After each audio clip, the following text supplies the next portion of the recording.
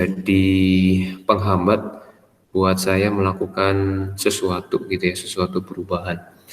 Nah, di sini saya mempelajari, saudara-saudara, aku sendiri tidak menganggap bahwa aku telah menangkapnya. Ini perkataan Paulus. Tetapi ini yang kulakukan. Jadi Paulus tidak menganggap bahwa dirinya sudah menangkap sesuatu atau telah mencapai satu tujuannya. Aku melupakan apa yang telah di belakangku dan mengarahkan diri kepada apa yang di hadapanku dan berlari kepada tujuan untuk memperoleh hadiah, yaitu panggilan surgawi dari Allah dalam Kristus Yesus. Jadi yang menghambat saya untuk melakukan perubahan demi perubahan adalah, oh iya, aku begini, aku begitu, dan itu sangat-sangat membuat saya nyaman dalam kondisi saya yang tidak berubah. Nah, ini adalah masa-masa yang memang misalnya yang lalu-lalu yang sudah terjadi, ya sudahlah, nggak perlu saya mengingat kembali dan mengungkapkannya kepada Tuhan dan menyatakan bahwa saya tidak mau berubah seperti itu. Nah, di sini ada hal-hal katakan masa lalu itu menjadi suatu penjara, suatu pengikat, atau yang sudah terjadi saat ini menjadi suatu pengikat sehingga kita tidak menyatakan diri, aku nggak mau berubah, aku nggak mau berubah.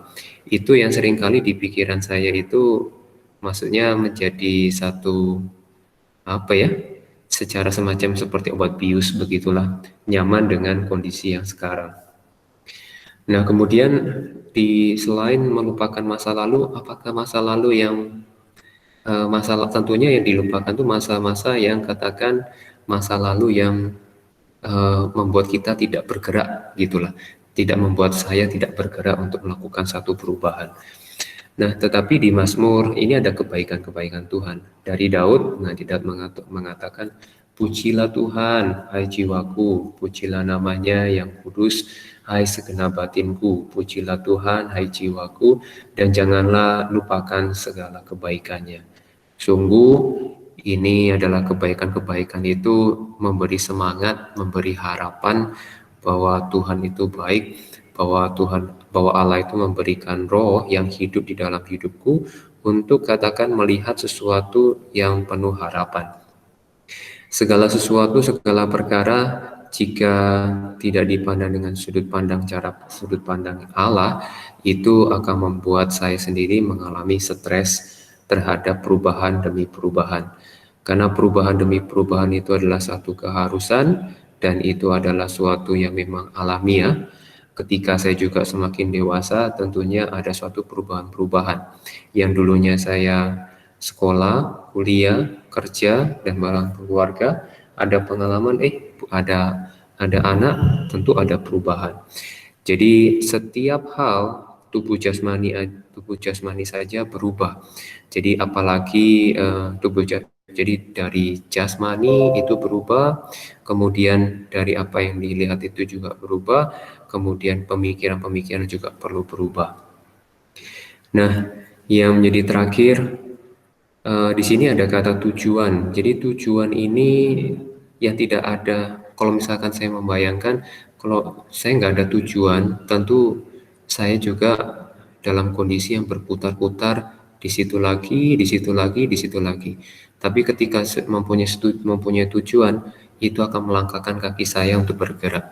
Saya membayangkan kalau misalnya saya mau pergi ke Jakarta, jadi kalau misalnya saya nggak punya tujuan, ya udah di rumah ya istri sama anak, kita mau kemana? Nggak tahu mau kemana. Menurut kamu mau kemana? Menurut mama mau kemana? Saya manggil istri saya. Kemudian gimana? Joyce mau kemana? Kepada anak saya. Jadi kalau nggak ada tujuan, nggak bergerak.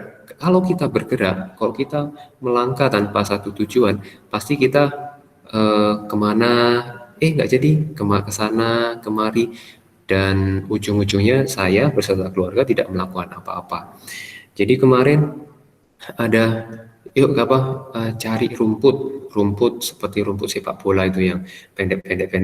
Ada juga rumput yang lebar-lebar. Karena ada tujuan, yuk kita ke sana. Setelah habis udah selesai, mau kemana? Mau main? Kalau nggak ada tujuan pulang aja lah. daripada kita muter-muter dan juga nggak kukuh gitu. Jadi enaknya ada tujuan, kita melangkah. Jadi sangat penting di dalam hidup itu ada tujuan. Sangat penting di dalam hidup saya ketika saya mengajar tujuannya apa. Ketika saya melakukan sesuatu tujuannya apa. Itu membuat saya melangkah bergerak maju. Nah itu yang saya pelajari. Jadi di dalam Tuhan selalu ada hal yang dipelajari hari demi hari. Oke, selamat pagi anak-anak. Silakan untuk absen di kolom chat. Harapannya mungkin sudah bisa penuh semua ya.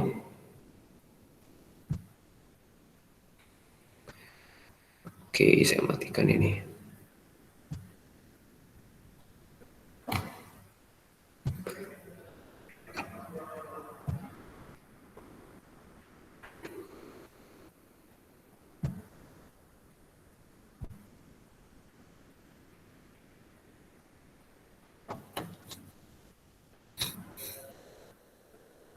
Iya, udah lengkap ya.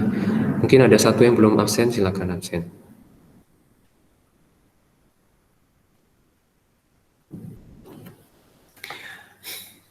Kita akan membahas mengenai keelektronegatifan. Saya munculin share screen.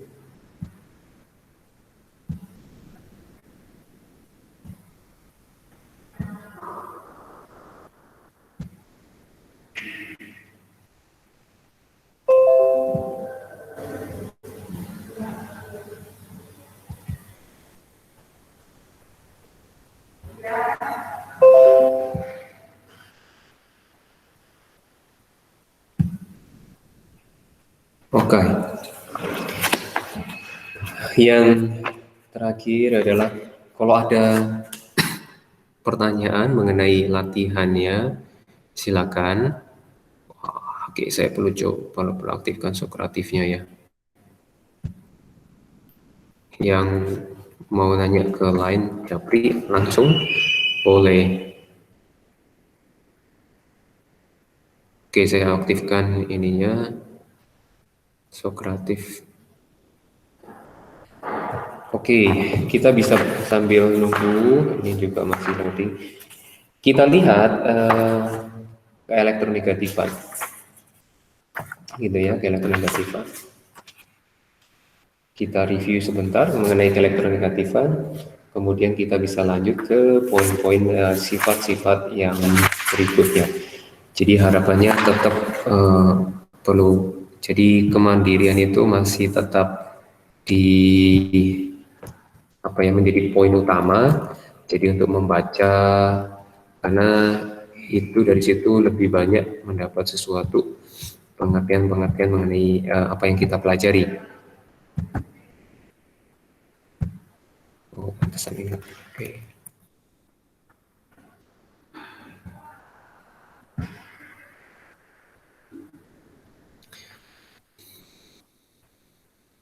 Oke, kalau ada yang ini silakan nyalakan Sokratifnya, silakan tanya ya. Nah, kita akan mempelajari yaitu berkaitan dengan keelektronegatifan.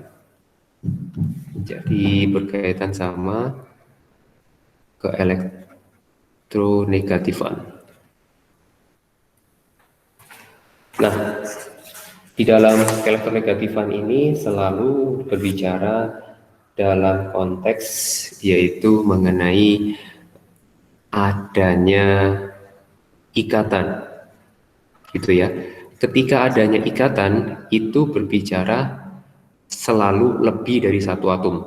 Maksudnya tidak berbicara satu atom lagi, selalu ada dua atom, begitu ya, atau di antara dua atom. Itu yang jadi perlu ada pemikiran kita. Jadi ketika berbicara keelektronegatifan, keelektronegatifan berarti harus ada dua, karena di sini ada comparison yang selalu dilakukan. Oke, saya mau minta untuk Jeremy baca di halaman 116 mengenai keelektronegatifan.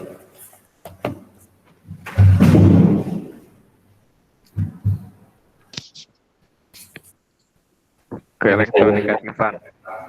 Iya, keelektronegatifan. Sebelumnya telah dibahas dua sifat periodik unsur, yaitu energi ionisasi dan afinitas elektron. Langsung Kedua, ke videonya dinyalakan, langsung ke poin itu, poin yang dicetak tebal. Keelektronegatifan adalah negatifan adalah suatu bilangan yang menggambarkan kecenderungan relatif suatu unsur menarik elektron ke pihaknya dalam suatu ikatan kimia. Dan itu, Pak.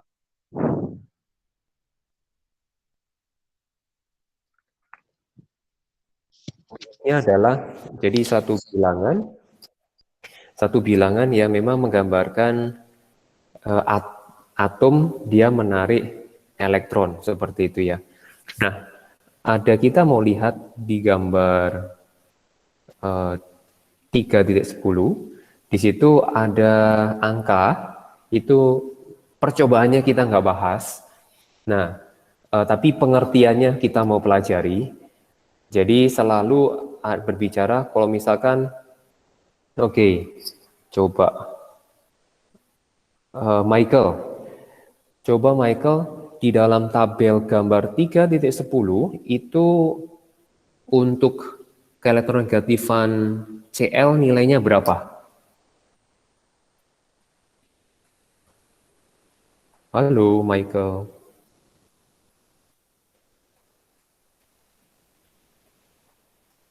Halo. CL ya, Pak. Iya, CL. Videonya dinyalakan. Bentar. Itu halaman 117. Jadi siapkan bukunya ya, buka bukunya. Lagi nyari dulu, Pak. Oh, 3. Iya. CL. Oke, 3. Saya mau nanya kalau misalkan H berapa?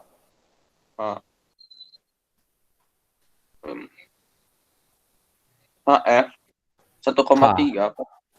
Untuk H, atom H. Oh, 2,1. Iya, videonya dinyalakan Michael. Kemudian satu lagi yaitu S. Kalau S nilainya berapa? 2,5. Iya, oke. Thank you, Michael. Nah, di sini ini merupakan, jadi selalu topiknya adalah kasus atau ruang lingkupnya itu adalah di antara dua atom, begitu ya. Contoh di buku itu adalah HF, tapi sekarang saya mau pakai HCl. Jadi ini sudah membicarakan mengenai yang namanya ikatan, gitu ya, ikatan. Jadi contoh kalau untuk atom H, jadi ada satu elektron valensi. Jadi ingat mengenai elektron valensi. Coba yang terpikir untuk Fania, apa yang dimaksud dengan elektron valensi, Fania? Yang terpikir, kalau nggak kepikir bilang aja, tidak belum terpikir. Fania, nyalakan videonya, kemudian apa yang dimaksud elektron valensi? Belum terpikir, Pak. Oke, dinyalakan videonya. Nggak bisa, Pak. Ini lagi pakai komputer, nggak ada kameranya. Oke, lain kali di depan tolong infokan ya, bahwa nggak ada kameranya. Ya, Pak. Oke. Bisa ini nggak, Fania, pakai handphone kayak gitu masih memungkinkan nggak? Ya, nanti dicoba, Pak. Kemarin laptopnya lagi rusak. Oh iya, oke. Oke, yang dimaksud dengan elektron valensi itu adalah elektron yang dipakai untuk ikatan. Nah, itu adalah pengertian elektron valensi, elektron yang dapat dipakai untuk ikatan. Jadi, nah, sekarang kalau misalkan contoh untuk Na, jadi ini adalah, kalau saya langsung saja, ini 11, kemudian 10 Na, kemudian 3S1, yang dipakai ikatan itu adalah yang mana? Yang ini, yang akan terlibat dalam pembentukan ikatan, begitu ya. Nah, kemudian, kalau sekarang kita lihat untuk vanadium misalkan 23, itu kita lihat konfigurasinya 18 AR, kemudian ini 4S2, jadi 3D3. Elektron valensinya mana? Elektron valensinya adalah yang ini. Jumlah elektron valensinya berapa? 5 elektron, begitu ya. Jadi untuk transisi, untuk logam transisi, elektron yang dipakai untuk ikatan yang mana? Yang ada di sini, gitu ya, yang dipakai ikatan ya. Oke, kita kembali ke kasus yang untuk si HCl, gitu ya. Kita lihat yang di HCl. Saya taruh di bawah supaya kita nerangannya lebih enak. Iya, nah di sini untuk HCl itu mempunyai 1 elektron valensi, dan kemudian kalau untuk Cl itu mempunyai 7 elektron valensi, ada 7. Nah di sini ada 7, kemudian dia menyerupai siapa? Nah ini sedikit mencicipi dengan teori yang ke depan, yaitu ini menyerupai Cl itu dekat samping sebelahnya itu adalah argon. Jadi menyerupai argon. Kalau argon di elektron valensinya itu 8 ya. Berarti makanya ini adalah 8. Kalau sedangkan H itu dekat dengan siapa? Di sebelah kanannya yaitu He. Oh, ada yang salah. Oke, benar, He. Jadi dia di sekitarnya 2. Oke.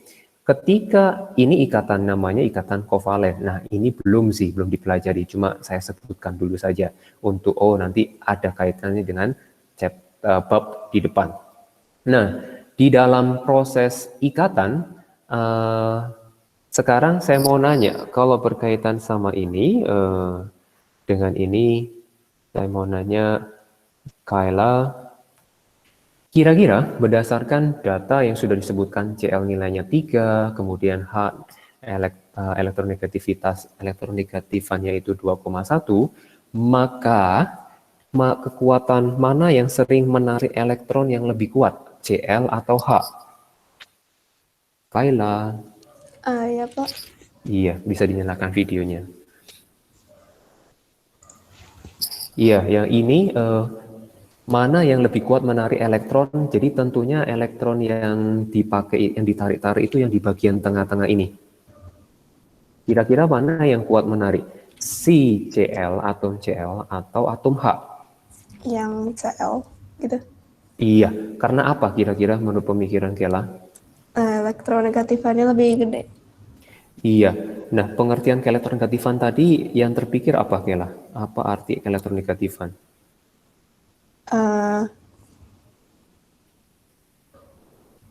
Kencangnya, seberapa kencang gitu narik elektron itunya atau Iya.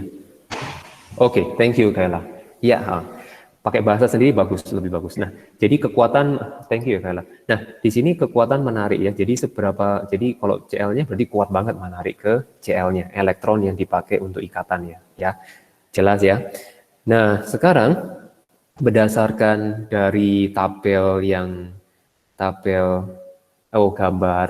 Jadi udah cukup jelas. Kalau ada pertanyaan silakan tinggal ke Sokratis ya. Nah, di sini saya pantau, nggak ada pertanyaan. Nah, sekarang saya mau lanjut. Nah, di gambar 3.10 itu dari kiri ke kanan itu adalah meningkat, gitu ya, meningkat. Dan kemudian dari ya supaya meningkat sama-sama gitu ya, dari bawah ke atas juga meningkat, gitu ya. Kalian perhatikan nilainya kan, nilainya meningkat dalam satu golongan, kalau dalam satu periode juga sama-sama meningkat.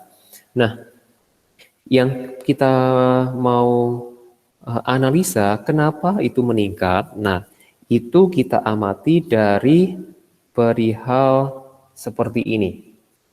Kalau yang meningkat ini, ya, kemudian ini juga meningkat, kita lihat perilaku untuk katakan kenapa sih di sisi yang kiri, yaitu untuk dari Li, kemudian Na, K, itu kurang, elektronegatifnya itu kurang. Sedangkan di bagian yang katakan ini dibilang non-logam, itu kok besar gitu ya. Dan kemudian ada satu lagi di bagian yang gas mulia, yaitu golongan 8A, 8A atau kita sebut 18, itu tidak ada data. Ya, tidak ada data. Tidak disebutin datanya gitu ya. Nah, kita mau amati. Kalau kita bandingkan antara logam dengan non-logam, di sini adalah logam, di sini adalah non-logam. Kenapa kok logam itu kecil gitu ya, kecil. Nah, ini seperti perilaku yang katakan kalau konfigurasi Li, gitu ya, Li, dia itu Li, nomor atomnya 3. Kemudian itu adalah 1s2, 2s1 gitu ya. Nah, mau tanya Marvel. Nah, mau nanya Marvel. Silakan nyalakan video. Iya, videonya dinyalakan Marvel. Mau nanyakan gas mulia sebelum Li siapa ya? Gas mulia sebelum Li. Kalau tabelnya mungkin kalau yang utuh itu ada di halaman 96. Sama-sama bisa dilihat semuanya halaman 96.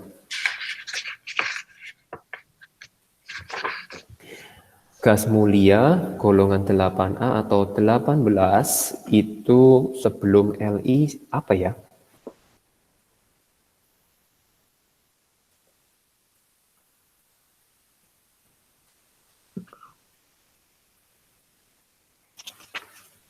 Sebelum Li nomor atom 3.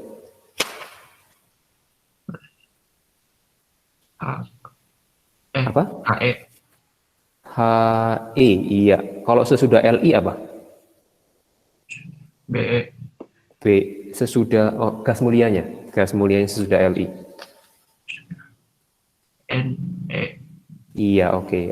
Thank you, Marvel.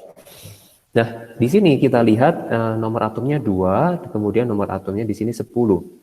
Nah, yang kita perhatikan adalah seperti ini. Dia kalau konfigurasinya ini berarti 1s2, kemudian kalau Ne konfigurasinya adalah 1s2, 2s2, dan 2p6. Nah, kita boleh perhatikan ini ya, bahwa Li itu akan menyerupai gas mulia, tapi gas mulianya yang mana dulu? Yang gampang untuk didekati yang mana? Kalau dia mendekati dari sudut pandang untuk ke He, gitu ya, ke He, apa yang dilakukan ya? Saya mau nanya untuk Joseph. Joseph, kalau langsung dinyalakan videonya sama on mic-nya. Nah, di sini Li berubah menjadi konfigurasinya 1s2. Kira-kira atom Li itu apa yang dilakukan terhadap elektronnya? Kira-kira apa, Joseph?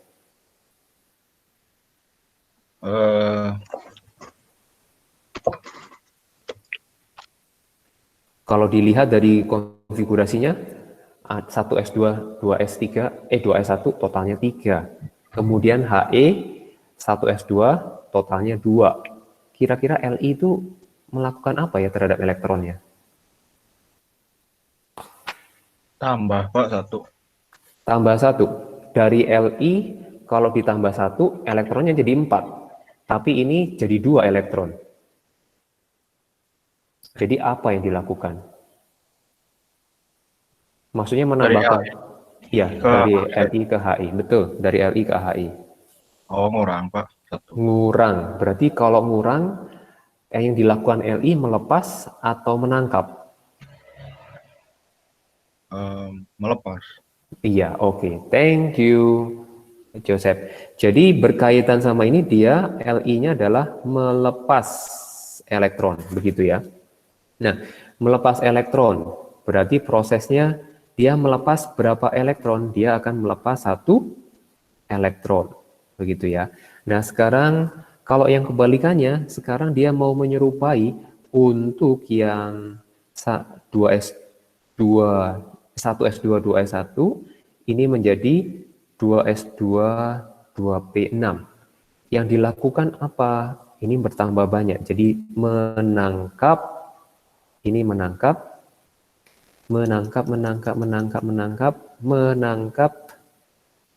elektron. Gitu ya, menangkap 5.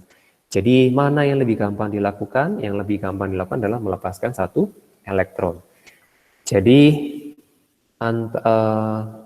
seperti ini kita lihat, berarti untuk logam dia itu memiliki kecenderungan untuk katakan membiarkan elektronnya itu lepas dibandingkan untuk terikat padanya, gitu ya.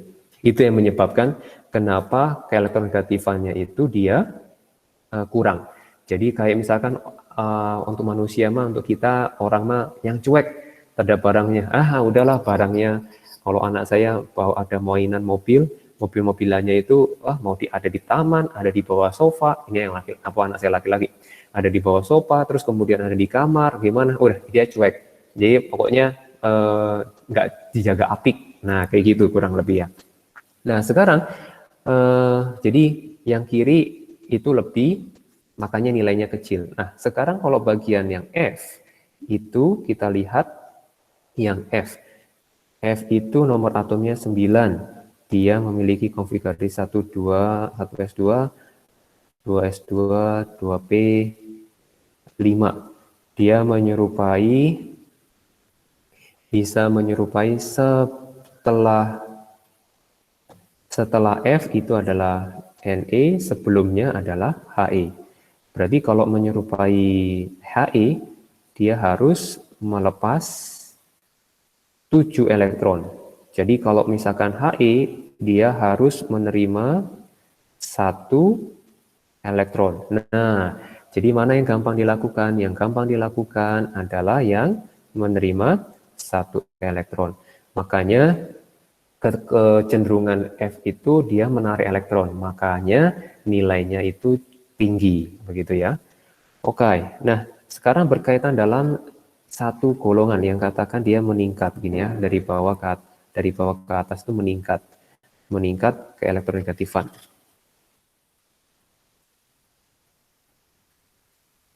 Nah, kira-kira yang bisa ngasih logika apa yang katakan elektronegatifannya meningkat? Coba silakan. Siapa aja yang terpikir? Nyalakan video dan mic-nya. Oke, belum ada, coba ya satu ya. Valeska. Coba Valeska, kira-kira terpikir apa? Kenapa ya keelektronegativan dalam satu golongan itu dari bawah ke atas tuh keelektronegatifannya meningkat, kekuatan menariknya besar. Kenapa kira-kira Valeska?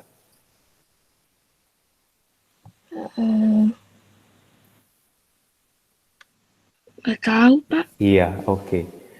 Nah, kalau misalkan kita lihat, thank you Valeska. Nah, kalau kita lihat di sini, kalau misalkan berkaitan sama atom itu adalah contoh misalkan I. I itu ada di periode 1, 2, 3, 4, 5. Oh, dia 5 kulit. Kemudian BR, dia 4 kulit. Kemudian ini Cl, kemudian 3 kulit. Nah, di sini yang menyebabkan keelektronegativan dari bawah ke atas itu meningkat karena kulitnya makin kecil. Ketika kulitnya makin kecil, akibatnya apa? Tarik, menarik, tarikan terhadap elektronnya semakin besar, seperti itu ya. Itulah yang menyebabkan kenapa keelektronegatifannya itu dari bawah ke atas meningkat, seperti itu. Oke, saya cek apakah ada pertanyaan di sini. Oh, enggak ada. Oke, kalau nggak ada, saya lanjut ya ke poin berikutnya. Jadi keelektronegatifannya kita sudah tuntaskan, kemudian kita masuk ke sifat logam ya, sifat logam.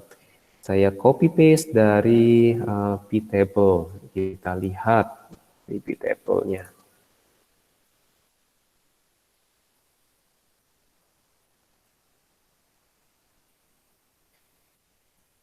Kalau ada pertanyaan, silakan ya, di Sokratif atau Japri.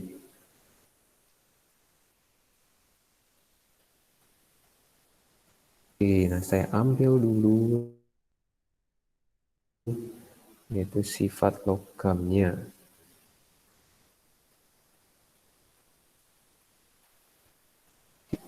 Oke, saya udah dapat. Nah, di sini udah terlihat ya. Jadi berkaitan ini adalah tabel periodiknya. Kalau kita perhatikan sifat logam. Sifat logam. Sifat logam. Jadi kalau kita lihat gambarannya logam. Yang dibilang logam itu adalah sum dari, kecuali H ya. H itu non-logam. Non-logam, tapi memang ya kalau ngelihat keteraturan haknya di situ, tapi ngelihat sifatnya dia sifat non-logam gitu ya. Nah, kemudian non-logam itu dari hak sampai ya yang ini dia. Ya. Kemudian ini ya, ini adalah non-logam. Itu ya. Kemudian kalau logam berarti dari golongan 1, 2, kemudian sampai AL, ya ini dia. Ini adalah golongan logam. Ini sampai yang bahkan yang bawah ini adalah logam. Itu ya, ini logam. Kemudian yang tengah-tengah ini disebut dengan sebutan metaloid. Gitu ya. Jadi metaloid itu memiliki sifat, ada sifat logam, ada sifat non-logam. Nah, contohnya seperti ini. Jadi sifat metaloid ini hanya kondisinya tertentu saja. Untuk yang sering dipakai dalam komputer untuk teknologi itu adalah silikon.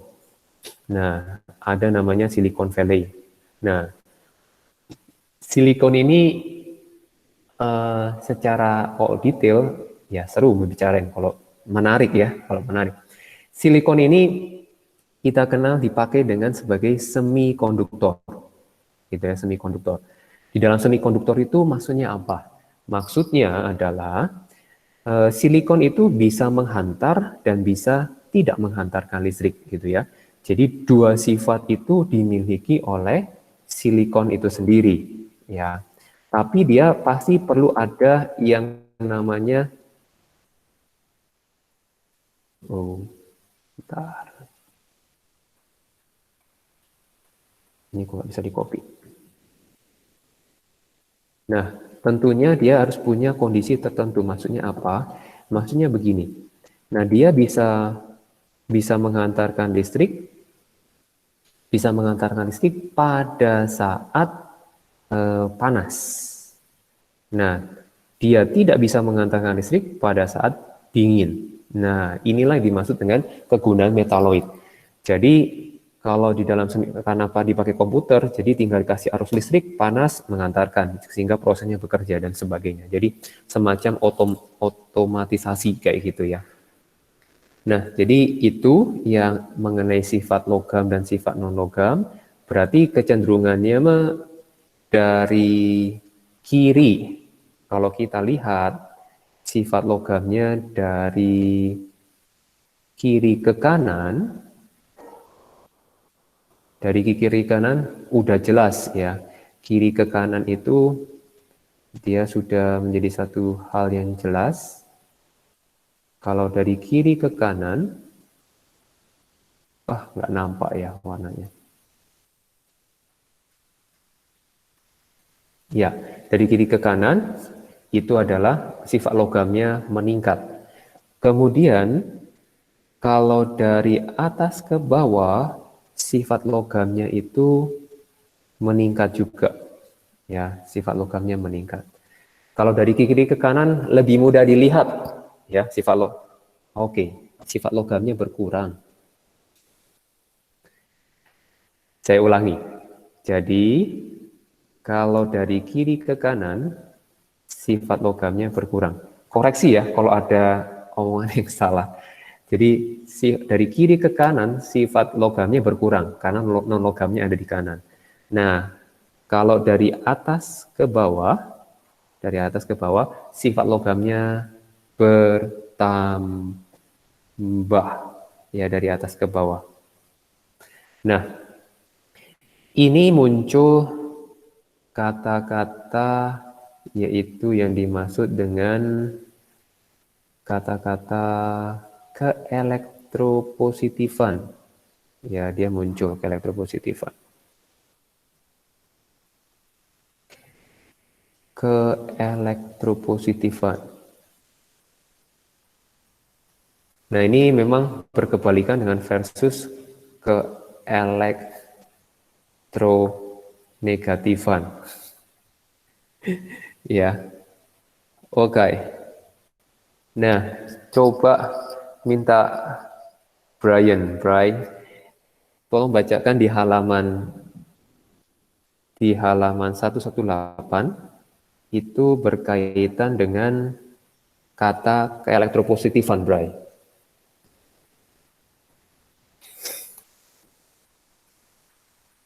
Halo, Brian.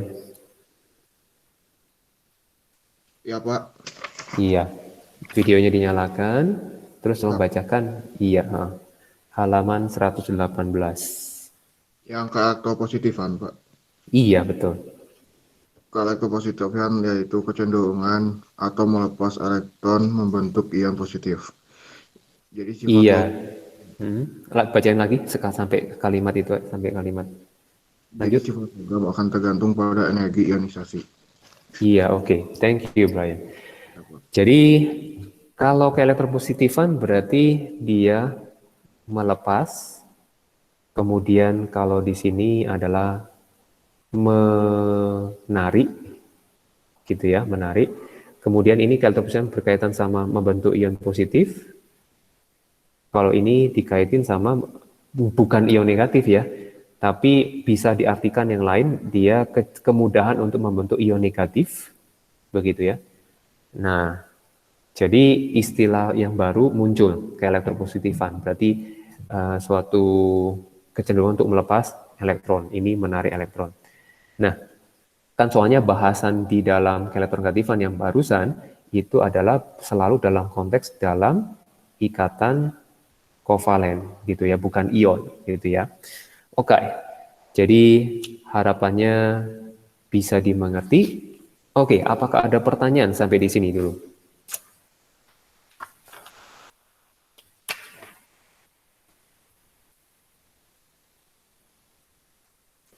Apakah ada pertanyaan? Saya cek di Sokratif, mungkin ada.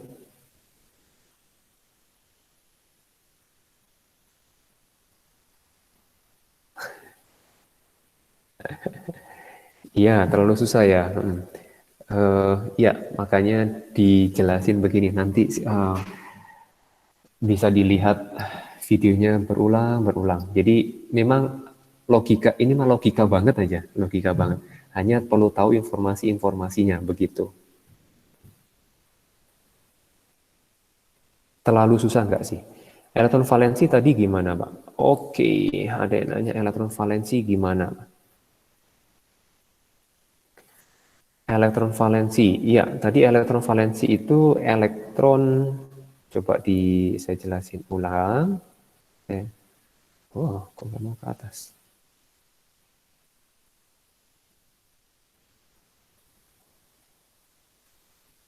Bentar.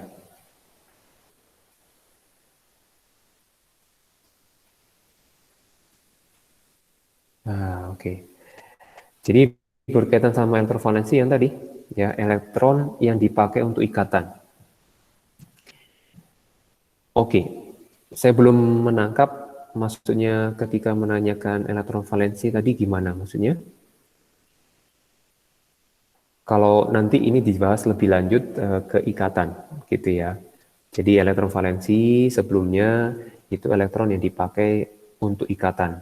Nah, kalau yang ini adalah logam, nanti membentuk ikatan ion. Tapi ini nanti bahasannya ya, mengenai ikatan-ikatan. Tapi topik mengenai elektron valensi sudah pernah kita bahas. Nah, jadi dengan kalau kita kaitkan sama elektron valensi, oke, jadi ada terinspirasi dari pertanyaan yang tadi, gitu ya. Nah, kita lihat.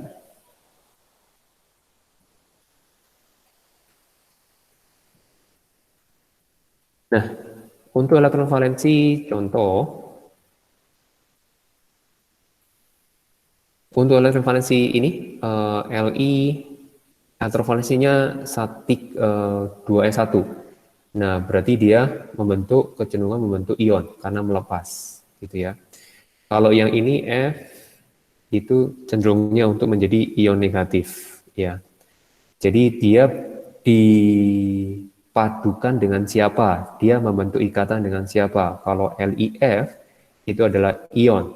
Tapi kalau misalkan di sini ada senyawa Cl2, ini adalah senyawa kovalen, begitu ya. Ini mah bab berikutnya, ya. Jadi elektrovalensinya dia 7. Kenapa? Ini berkaitan sama elektrovalensi. Ini yaitu 3s2, 3p5. Ini yang bisa dipakai untuk ikatan. Ikatan kalau sesama antar Cl itu adalah ikatan kovalen, seperti itu. Nah, kemudian kalau si transisi, nah dia itu membentuk apa? Untuk transisi, dia itu bisa membentuk yang namanya ion positif kecenderungannya. Contoh misalkan Fe gitu ya, Fe. Fe26 dia memiliki konfigurasi elektron adalah, saya pakai disingkat supaya untuk mempercepat, 18Ar, 4s2, 3d, 6. Totalnya kita hitung adalah 26 elektron. Gitu ya, 26 elektron. Nah, di sini kalau kita lihat Fe itu dekat dengan siapa? Fe itu dekat dengan yang pertama dekat ke Ar atau ke Kr. Kita bisa lihat elektronnya saja, bisa lihat nih. Ini 18, yang ini sekarang 36. Jadi 26 untuk katakan 26 ke 18, dia itu melepas 8 elektron. Tapi kalau misalkan ke sini, dia itu menangkap 10 elektron. Jadi lebih mudah mana? Lebih mudah ngelepas. Seperti itu. Jadi makanya ini adalah ion positif.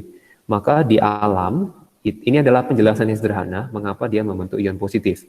Nah, jadi semua Fe itu kita tahu Fe, kalau misalkan kalian lihat baca di literatur atau di mana, itu ketemu misalnya kandungannya Fe2+ atau Fe3+. Nah, dia menjadi ion positif, begitu ya. Oke. Ada pertanyaan dulu? Silakan lihat-lihat, dibaca. Ini perlu membaca. Kalau nggak membaca pasti kurang nempel. Karena ini mah penjelasan, habis itu membaca, seperti itu.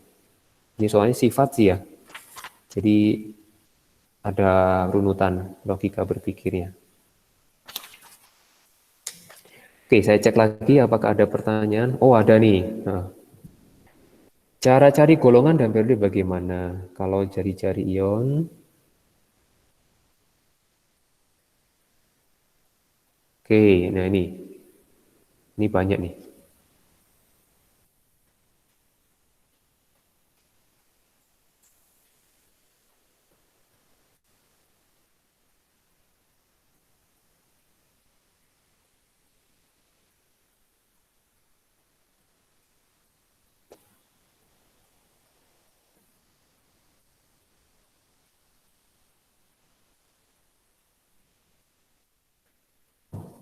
Oke, 4F4, kemudian mungkin 6X2 ini yang dimaksud ya.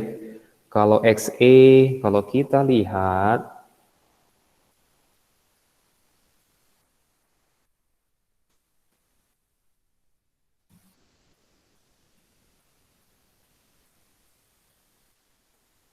jadi pastinya dia itu setelah XE ya. XE itu di sini. Jadi setelah XE itu apa? 4F 1, 2, 3, 4, 5. Kayaknya 4F2, 6S. Ya, saya koreksi ya, ini 6S2. Jadi 4F, 4F4. Ya, 4F4.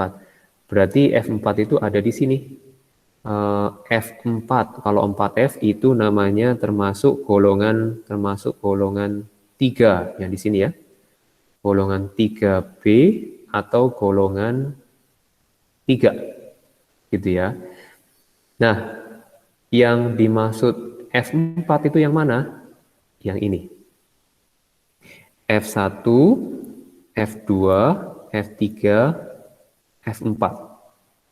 Gitu ya, F4. Sebentar, 5, 7. Oh, maaf. Berarti dari 5, 7-nya. 1, ini 4F1, 4F2, 4F3, 4F4. Jadi dia adalah 60 ND ya. Jadi ND dengan nomor atom 60. ND. Nah, cari golongannya gimana? Cari periodenya gimana? Oke, ketika mencari periode itu memperlihatkan di sini. Berarti 6, periodenya 6. Periode 6. Jadi kalau golongannya apa? Golongannya adalah 4F. Kalau 4F itu masuk di golongan 3B atau 3. Kemudian mau disebut lebih spesifik, golongan lantanida juga boleh, gitu ya. Oke, yaitu berkaitan dengan golongannya yang kata-kata di sini. Kata-kata yang ini, lantanum. Kemudian nanti ada juga golongan actinida. Nah, dari sini actinium ya, karena dia berdekatan sama actinium. Nah, mengapa kalau yang kedua? Yang kedua. Nah, sini 1 sudah terjawab. Nah, kemudian yang kedua. Yang kedua. Mengapa kalau jari-jari ion positif, jari-jari lebih kecil dibandingkan jari-jari netralnya? Kalau negatif lebih besar. Oke. Untuk Na sama Na+, di sini ada 11 proton, 11 proton. Dia memiliki 11 elektron. Kemudian di sini karena dia plus, maka dia punya 10 elektron. Dilihat dari konfigurasi elektronnya. Ini ada di 1s2, 2s2, 2p6, 3s1. Kemudian dari sini dia melepaskan 1 elektron. 1s2, 2s2, 2p6, 3s2-nya nggak ada. Posisi sini hilang. Ya. Nah, kita lihat kenapa lebih kecil. Iya, karena untuk Na dia punya 3 kulit, sedangkan kalau yang ini dia punya 1 kulit. 2 kulit. Kulit itu menunjukkan jarak, sangat-sangat identik dengan jarak, begitu ya. Maka untuk ion positif pasti yang positifnya lebih kecil. Oke, nah yang berikutnya adalah untuk ion negatif. Contoh adalah F9, kemudian dia menjadi F-9. Di sini konfigurasinya 1s2, 2s2, 2p5. Sekarang yang di sini berubah menjadi 1s2, 2s2, 2p6. Jadi ada perubahan, yaitu menerima 1 elektron. Nah, kita analisa di sini. Analisa di sini. Protonnya ada 9, protonnya ada 9. Jadi untuk membandingkan tentu kita perlu informasinya. Elektronnya 9, elektronnya 10. Begitu ya. Nah, dan di sini menyebabkan dia bermuatan sebagai negatif. Dilihat dari faktanya, si jari-jari ion negatif itu lebih besar. Jari-jari F- lebih besar. Kenapa? Karena untuk di sini akan terjadi yang namanya tolak-menolak. Gambarannya seperti apa? Gambarannya seperti ini.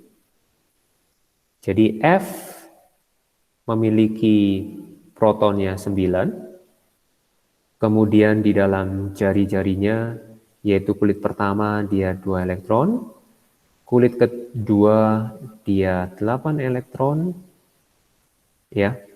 Nah, di sini elektronnya makin banyak. Kalau secara netral, elektronnya hanya 7, gitu ya. Tapi di sini kebanyakan 1. Nah, jadi kurang lebih tidak sesuai dengan kapasitas untuk menarik elektron di sini. Kapasitasnya enggak ada menarik elektron. Jadi di sini itu ada namanya tolak menolak. Jadi jarak-jaraknya tentunya nanti elektron yang keluarnya bisa jadi posisinya ada di sebelah sini misalkan, gitu ya. Jadi jari-jarinya membesar. Kalau misalkan dengan F yang 9, di sini 2 elektron, kemudian di sini ada 7. Nah, karena dia kemampuannya pas, jadi dia itu lebih dekat dibandingkan ionnya. Begitu. Itu pertanyaan nomor 2. Kenapa kalau yang ketiga sekarang ya?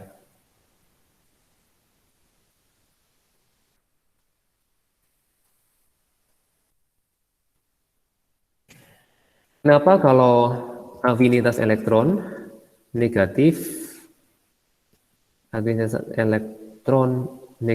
ion negatifnya lebih stabil dibandingkan atom netralnya?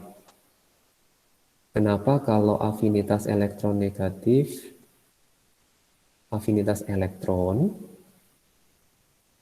ya, ini mungkin nggak ada, ion negatifnya lebih stabil dibandingkan atom netralnya?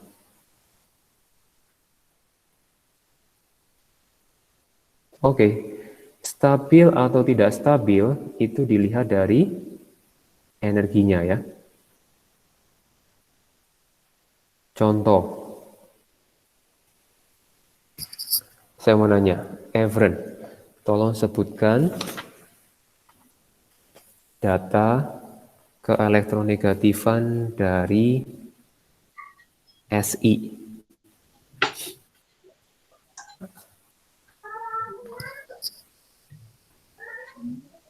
Evren, coba. Iya, Pak. Si, Pak. Iya, Si. 1,8. Oh, itu afinitas. Oh, sorry, itu keelektronegatifan. Sorry, afinitas yang saya maksud.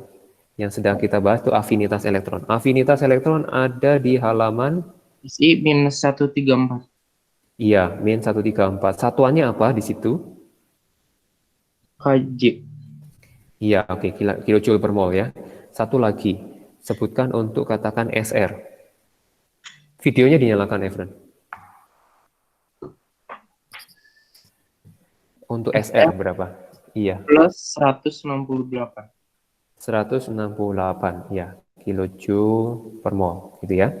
Nah ini, thank you, Evren. Nah di sini bergantung pada data ininya, gitu ya. Mana yang katakan stabil? Contoh, kalau kok misalkan ini misalkan negatif, yang dihasilkan cenderung lebih stabil. Contoh misalkan Si, kemudian Si katakan menjadi minus, ini ditambah berkaitannya ditambah elektron, wujudnya gas dan wujudnya gas, ini delta H-nya minus 134. Kalau SR dia terima elektron, ini SR minus, ini bentuk gas, ini delta H-nya plus 168. Ketika katakan dia melepas energi, gitu ya, mana yang lebih stabil adalah yang ini. Kalau ini setelah mendapat energi tentunya dia menjadi tidak stabil. Nah, kalau dalam kasus ini SR-nya yang lebih stabil. Ya. Jadi melihat data dia melepas atau menerima energinya seperti itu. Nah, mungkin cukup sampai di sini. Nanti yang 4 sama 5 saya akan bahas. Nanti akan saya kirim link YouTube-nya ya. Nanti bisa dilihat di situ penjelasannya. Kalau kurang jelas nanti besok kita diskusi. Nah, yang mau saya oke, ini ada pertanyaan lagi. Oke, good. Nanti saya akan jawab. Nah, di sini mengenai profil, silakan profilnya diganti. Ini masih ada yang memang belum terganti nih. Kalau Cliff udah ya sesuai dengan. Nah, saya munculkan untuk penamaannya seperti apa. Tentunya pasti udah dibahas sama WK ya. Jadi besok profilnya diganti, kemudian ini masih dalam proses ini. Nanti email pribadi nggak akan dicampuri. Nanti ini sedang proses sekolah bisa jadi pakai Gmail semuanya, sehingga pakai SCHID atau nanti pakai Microsoft 365, pakai akunnya Microsoft ya. Nah, saya tunjukin udah 56 menit yang ke-56.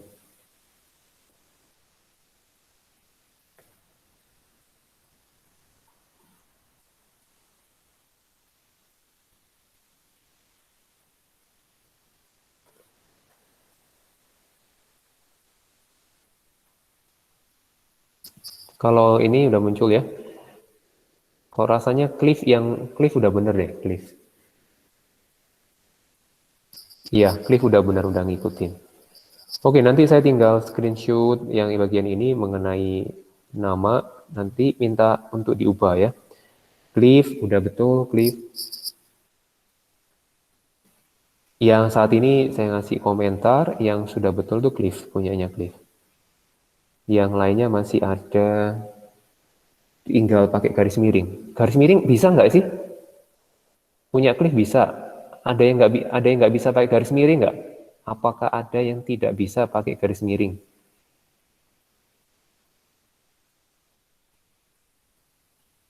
Kalau nggak ada respon, artinya dia nggak bisa semua ya.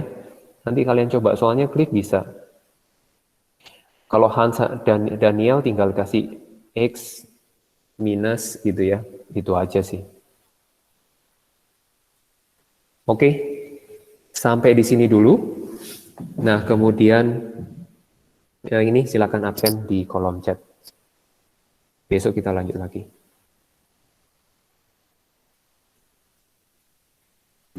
Makasih, Pak.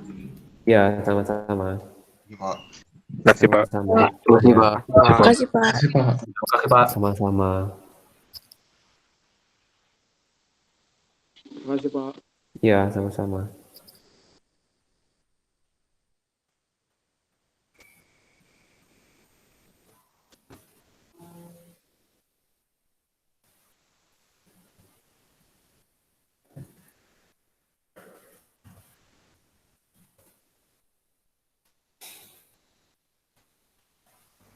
Pak, Iya. mau nanya itu kalau yang kuis waktu kemarin itu yang teori sama konfigurasi atom, Iya. itu yang konfigurasi kenapa di yang saya 0 ya Pak? Oh iya. Bisa nyalain videonya, Jovan. Kenapa? Ya, itu karena ketika kalau nggak ada isian sama file di boxnya, itu sistem LMS Scolanya itu jadinya nggak bisa input nilai. Nah, untuk nilai Jovan sebenarnya kayaknya ada nilai. Hanya saya lihatin ya nilainya dulu ya. Hanya di situ apa ya? Yang saya sampaikan jelas nggak? Kalau nggak ada inputan teks apapun di box isian sama file, itu saya nggak bisa input. Jadi perlu next time kalau ada isian ketik aja apapun, misalkan jawab .2 kayak gitu. Untuk next time ya. Ya, Pak. Oke, nah sekarang untuk yang saya lihat nih nilainya. Jadi nilai untuk kuis itu yang teori atom itu 90. Nah, kemudian untuk konfigurasi elektron itu 50. Oh ya udah. Nah, di situ nggak ada nilai, nggak ada nilai, jadinya nggak masalah, karena ini kan saya simpen, saya ada catatan sendiri, nanti untuk ada penginputan nilai untuk diolah sama sekolah mah ada sendiri. Jadi walaupun tertulis 0, ya nggak mengaruhi dari nilai, ini mah di sekolahnya nggak akan diambil datanya, masih belum sampai ke sana. Ada pertanyaan lagi, Jovan? Enggak sih Pak, itu aja Pak. Ya, oke. Nah, jadi mengerti ya. Jadi untuk ke depan tulis jawab titik 2. Ya. Ya, oke. Kasih, Ya, selamat berlanjut ke pelajaran berikutnya.